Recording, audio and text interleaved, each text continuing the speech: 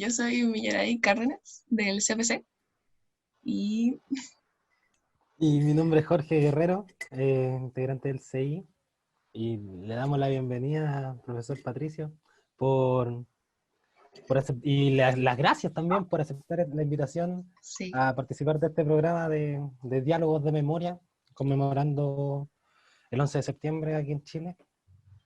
Muchísimas gracias. Bien, Bravo. para mí, no, para mí es un agrado poder responder. ¿en qué se desempeñaba antes del golpe militar? Y cuéntenos sobre su trabajo en la universidad y cómo vivieron los primeros años de la Unidad Popular en la comunidad.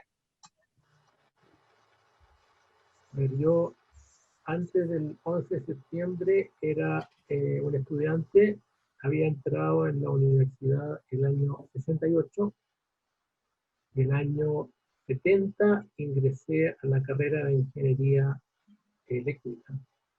Así que todo el gobierno de la Unidad Popular, y yo estuve como estudiante, 70, 71, 72, 73, era estudiante de Ingeniería Eléctrica. Pero el año 71 ingresé a trabajar al Departamento de Geofísica como ayudante de investigación. Y ahí descubrí personas muy involucradas con el movimiento de la Unidad Popular, y empecé a participar en trabajo voluntario. Recuerdo alguna ocasión, y no me acuerdo si fue el 71, 72, por ahí, por esos años de haber sido, en que hubo una toma en la facultad, se tomaron los edificios de la facultad, pero se lo tomaron bandos contrarios. O sea, la izquierda se tomó algunos edificios, la derecha se tomó otros edificios. Entonces hubo una guerra para retomarse, para tomarse los edificios que no estaban en poder de uno de los bandos. Siempre me acuerdo de una escena que yo la vi desde Geofísica. Geofísica estaba al lado del casino, actual casino, a la esquina de Almirante La Torre con Blanco. Ahí está el casino. Al lado del casino hay un edificio que todavía existe, un edificio de 3 pisos. Mi oficina estaba en el tercer piso de ese edificio, como ayudante de investigación. Entonces yo de ahí miraba la guerra, en que miraba estudiantes que iban debajo de unos tablones, o sea, había una construcción por ahí cerca, y sacaron unos tablones y avanzaban, igual que en la Edad Media, debajo de estos tablones, avanzaban hacia el edificio para tratar de tomárselo, y de arriba le tiraban, pero de todo lo que ustedes puedan imaginar, se lanzaban objetos, mesas, sillas, se lanzaron máquinas de escribir, no había límite, era todo muy violento. Me acuerdo que uno de los bandos capturó a un estudiante del otro bando, lo subió arriba del techo de física y amenazaba a los que estaban en la torre central, que estaba tomada por el otro bando, que le iban a sacar la cresta a ese cabrón si es que no liberaban la torre central.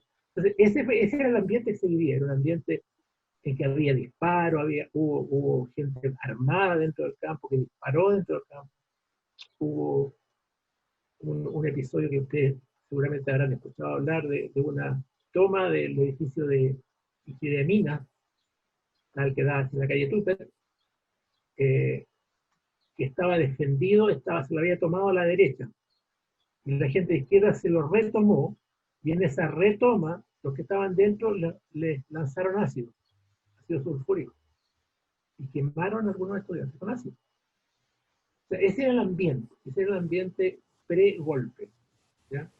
O sea, no era que había una paz celestial y que de repente los militares decidieron dar un golpe. No, había una preguerra. Una preguerra que... Mi impresión en ese tiempo era que íbamos a ir a una guerra. Iba a ir a una guerra civil. O sea, que la necesidad de enfrentarse físicamente entre dos bandos. Yo me acuerdo que en la facultad se usó como campo de entrenamiento. O sea, a mí personalmente me invitaron a participar para yo asistí, me acuerdo, a una sesión de esas capacitaciones. Yo estaba en el bando de la izquierda, ¿ya? Pero yo no era un militante, yo no estaba yo era un espectador, colaborador, porque iba a los trabajos voluntarios, pero no era un militante, no estaba en la guerra misma. Pero en ese momento yo decía, aquí hay que tomar un partido, hay que decidirse, ¿por qué la vamos a ir? Y me acuerdo de haber asistido en la facultad a una clase formal de cómo armar una bomba molotov y cómo hacerla que fuera efectiva. Y era una bomba molotov era una molotov bien moderna, porque no había que encenderla, no tenía una mecha, sino que estaba hecha con un papel que se le pegaba por fuera de la botella, el papel engomado, tenía unos elementos químicos que cuando se rompía la botella, estallaba, se iniciaba la ignición. O sea, no necesitaba prenderse esa botella.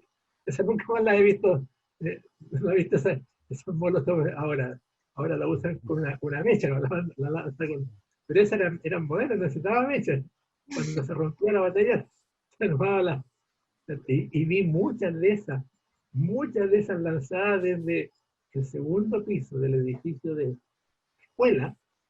La parte que da hacia blanco eran salas de clase. Y del segundo piso del edificio de escuela, los carabineros abajo pasaban con sus guanacos, con los buses.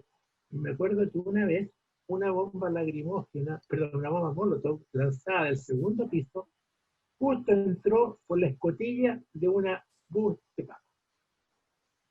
Y quedó la espantadera porque se empezó a incendiar el bus. O sea que lo que les quiero decir en el fondo es que, y por eso le digo que ojalá nunca tengamos que llegar a este extremo de sentirse uno que primero tenía que tomar partido, tenía que...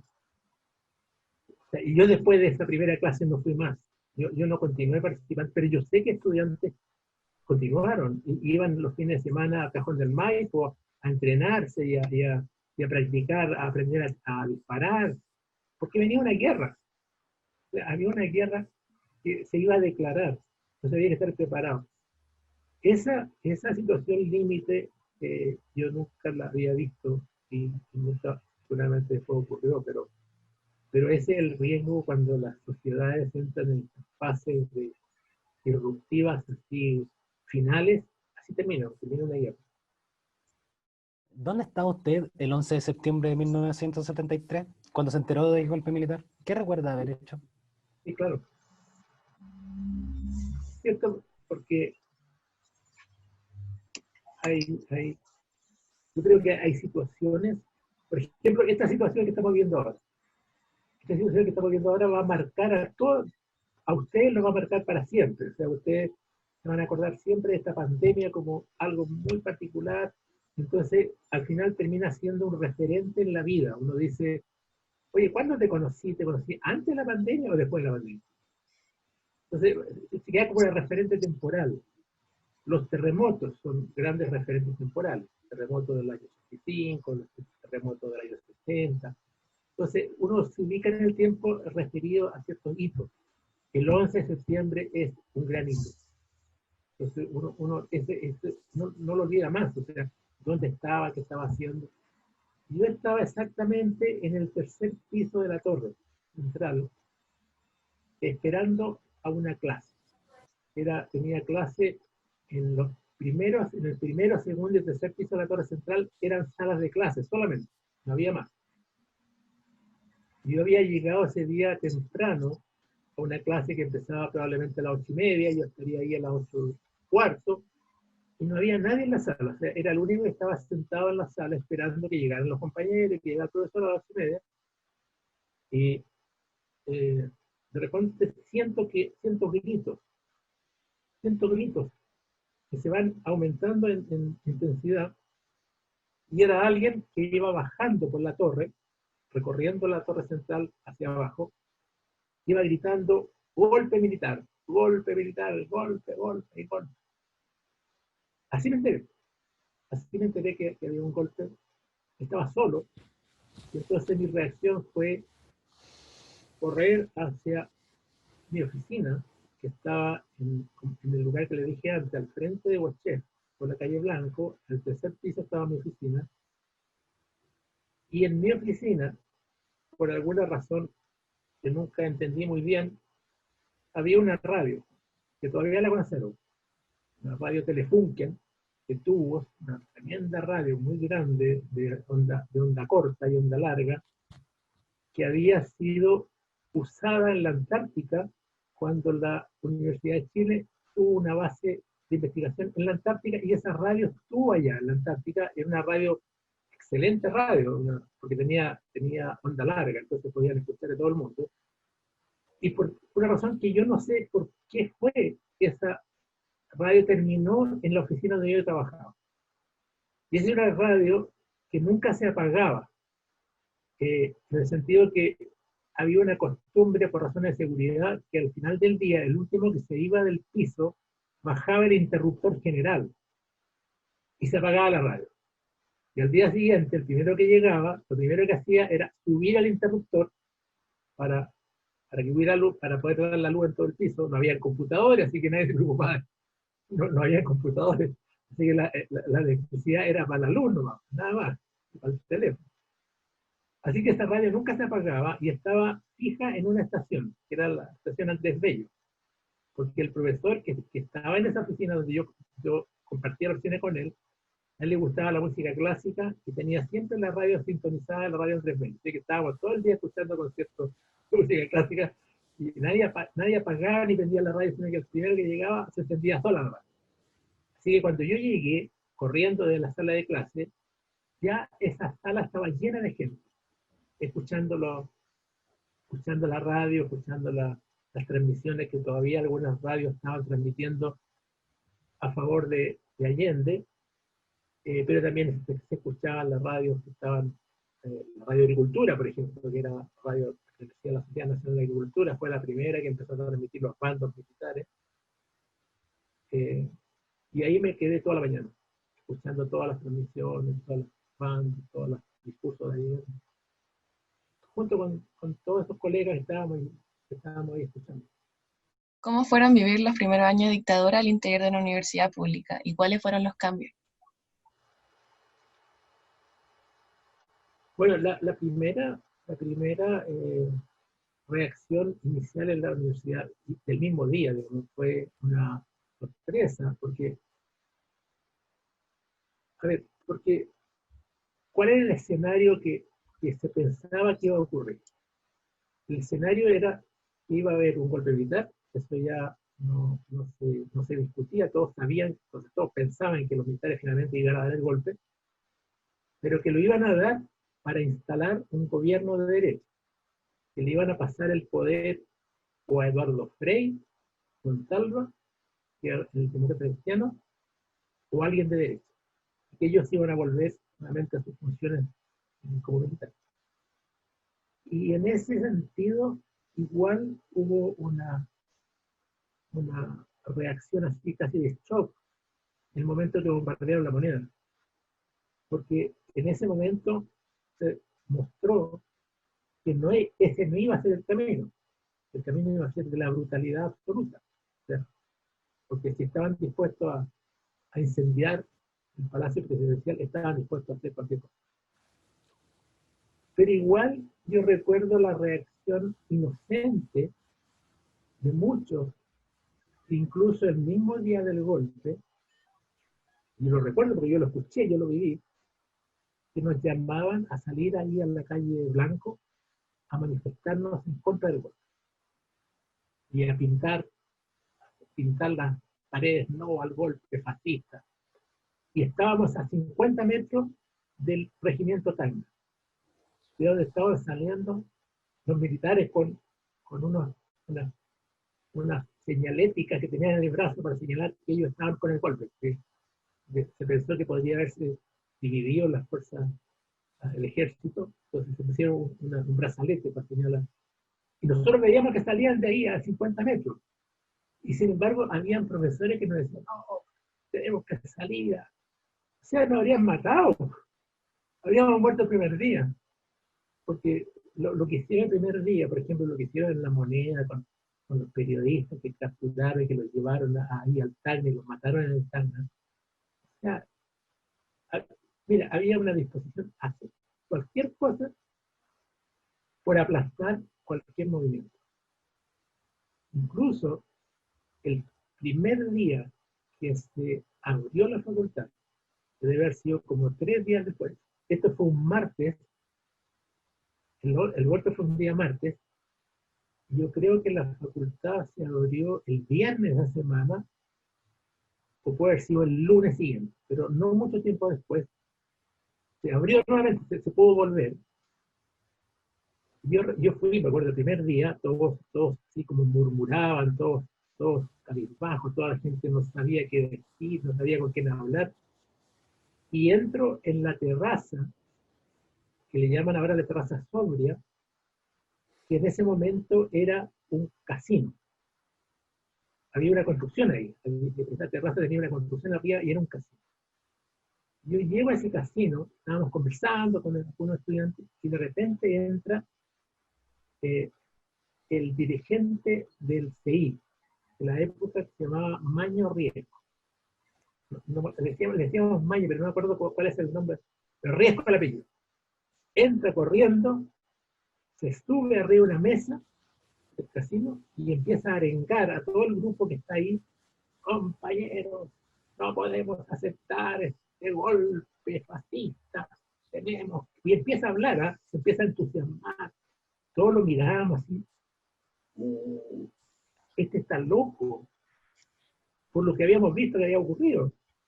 Bueno, no había hablado ni 2 minutos cuando entra una patrulla militar por la entrada de Bochel, buscando a Maño Riesco. Y alguien que alcanza a advertir que vienen los milicos entrando, le dice: Maño, te van a pillar. Y arranca. Y alcanza a escapar. Alcanzó a escapar. Y no, Maño, yo creo que lo habrían liquidado. No. Ese fue el terror que se instaló. Ahora, ¿quién le dijo? ¿Quién le mandó el aviso a los militares?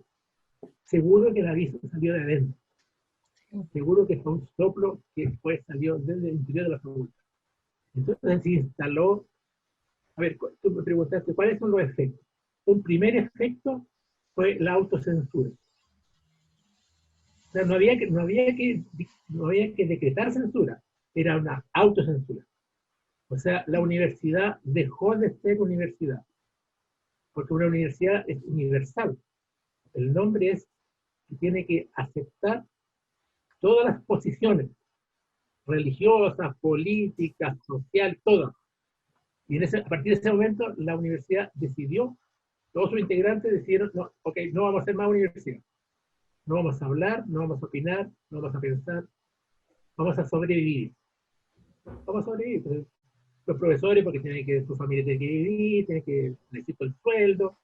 Entonces, mejor que hago, me quedo callado, no digo nada.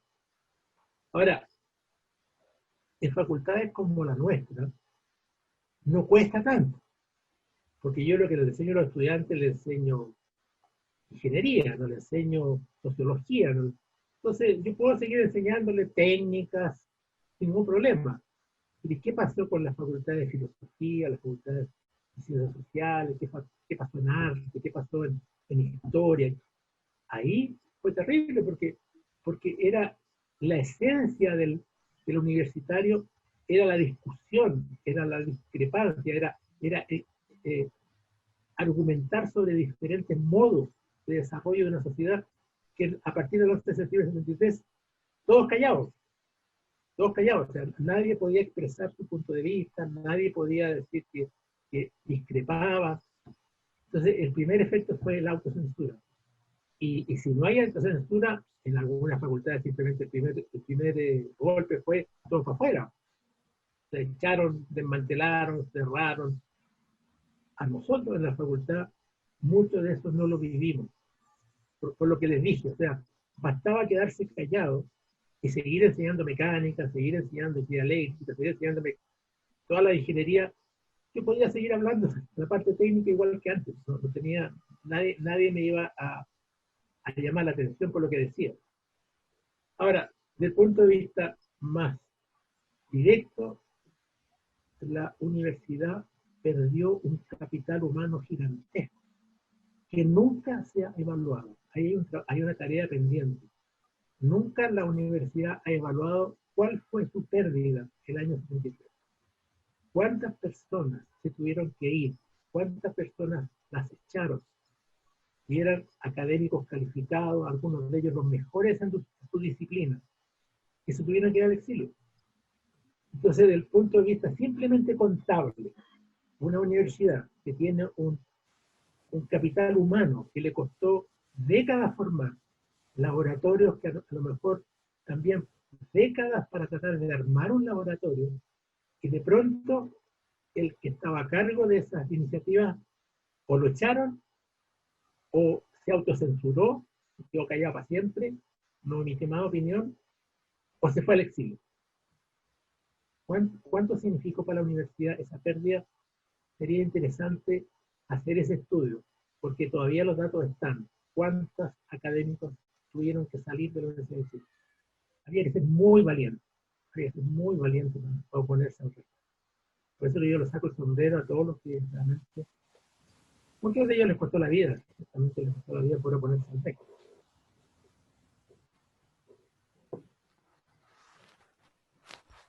Qué intenso todo lo que nos cuenta, profe. Quedamos como con muchas imágenes en la cabeza que no pensamos que hubieran ocurrido. Pero bueno, claro, yo siempre le digo a los estudiantes, sobre todo cuando se entra en estas situaciones conflictivas, cuando empieza a tensarse la cuerda, siempre miro para atrás, pero hay que hacer algo para llegar a un acuerdo, porque esa situación del año 73 y los años previos, porque no fue solo el 73, es tan dramática, tan rupturista, deja tantas huellas y arrasa con tanta gente que hay que hacer todo lo posible para no volver a repetir esa experiencia. No les conté un detalle que en esa oficina donde estaba la radio, a propósito, yo escribí una columna sobre esa radio y toda la historia de esa radio en torno al 11 de septiembre, que la publiqué el año pasado, con la foto de la radio. Pero en esa oficina donde estaba esa radio, había una ventana que daba hacia el centro de la ciudad. Y en el año 73, los edificios altos más cerca de Bochet estaban en el barrio cívico. No habían edificios, toda la zona intermedia eran casas bajas. Entonces, desde mi ventana, yo veía perfectamente los edificios del barrio cívico, estos edificios grises del barrio cívico, y por lo tanto de ahí vimos el bombardeo perfectamente, porque no había nada que nos impidiera verlo. Así que vimos los aviones, cómo bajaban. Era interesante ver, por ejemplo, que se levantaba la columna, cuando se producía la explosión, se levantaba instantáneamente una columna y el ruido no se escuchaba hasta varios segundos después. Así que pasaban los segundos y de repente llegaba el ruido de la explosión. Y me acuerdo que había un investigador español que en esos años estaba con nosotros en Auseré, de apellido, Germán Auseré, que estaba al lado mío, pálido, pero pálido, mirando ese espectáculo del bombardeo de la Moneda, y de repente yo lo miro y me doy cuenta que está llorando. Le pregunto, ¿pero qué significa esto para ti? Tú eres español. Me dice, a ver, ¿por qué me emociono? Es porque yo creo que aquí va a ocurrir lo que ocurrió en España, con la dictadura de Franco. Y además, ¿por qué a él lo afectaba tanto? Porque su padre había muerto en la dictadura de Franco. Y había muerto en una condición bien penosa, porque él estaba vivía en el bando, estaba en el bando nacional.